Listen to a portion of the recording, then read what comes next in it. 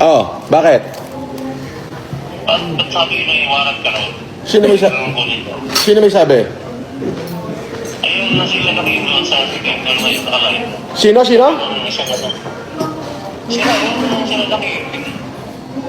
Magpapaniwala ka naman doon. Wala naman sinasabi abogado ko eh. Eh bakit? Nasa korte na ba o fiskal pa lang? Piskal pa lang. Gago ba yung nagsakapin? Pwede ka na lang kunin. Dapat din, demanda talaga yung... Oh, edi demanda mo. Demanda. Hayaan mo sila. Bahala sila doon. Basta bahala yung mga abogado kong gumalaw. As simple as that. Ano ba kaso yun? Malay ko. Bada isib. Teka, ano yung ano mo? Ano yung abogado mo? Hindi, wala. Nandun na, nag-file na lang ng memorandum. Sabi niya, wala ka ng hearing, sabi sa akin.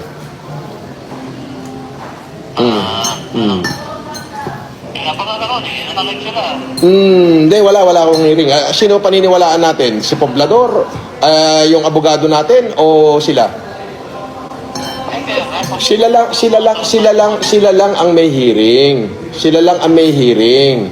Tapos, syempre, natatakot sila na baka lutangan ko, na baka gawin ko yung ginawa nila sa akin, na baka lutangan ko sila. Di ba, nung nakaraan ako may hearing, wala naman sila, di ba? Tapos nagpadala sila ng bus sa akin, ng haras. Natatakot sila na baka gawin ko the same. Kaya, syempre, nagtawag. Papaniwala ka na ba? Wala yun. Ha? Unti-unti na doon nga. Wala. Ginago lang niya yung mga viewers niya. Sabi ng kapakit natin. Ando yung mga kapakship natin. Ginago lang niya yung mga viewers niya. Ginago lang niya. Eh, nasa fiscal pa lang yung ano din. Mga kaso niya. Wala yan. Ginago lang niya yung ano, yung mga viewers niya. Kaya mo, sila naman nagsasuffer, hindi naman tayo.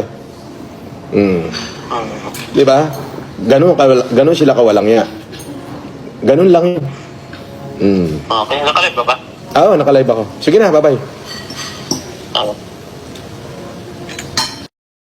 A few moments later.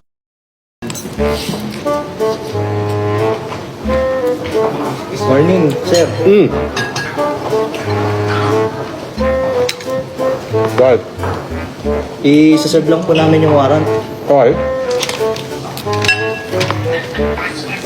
Ikaw po ba si Norman Magusin po? Alias Francis Leo Marcos? Hindi.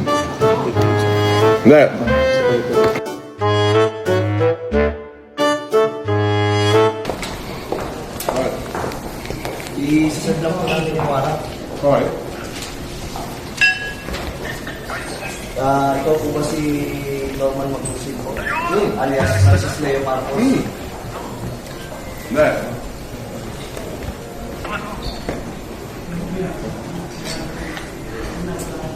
Okay. Parang saan yan? Bago pa po yun, ayanin pong masahan ko po kayo ng ano. Kita mo, sir? Kita mo? Operatiba ng CIDD.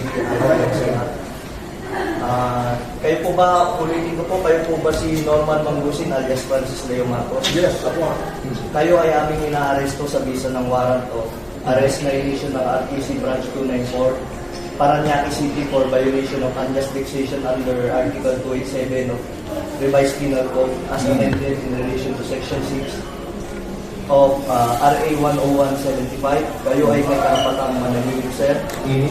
O sa walang tigo o anuman ang inyong sabihin ay maaaring gawin pabor o laban sa inyo.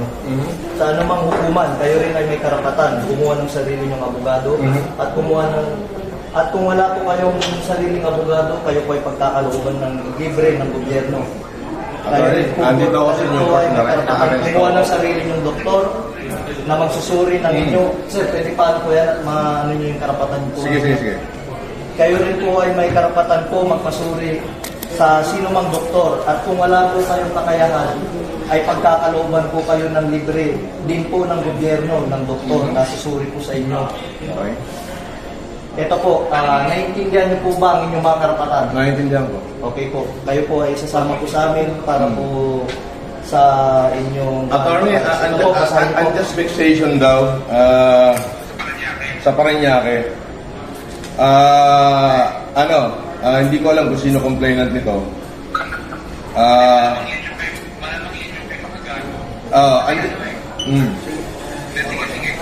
Andito ako sa Newport. Ina-arresto na nila ako. Sasama ako ngayon. Hindi ko natatapusin itong pagkain ko. Inilive na nila ako. Pwede bang kasama na lang ako, Brad? Huwag mo na ako ipahiya. Hindi, kailangan po kasi may procedure po tayo. Sige, sandali. Hiramin ko lang. May procedure po tayo, sir. Kailangan Attorney, nasa ka ba?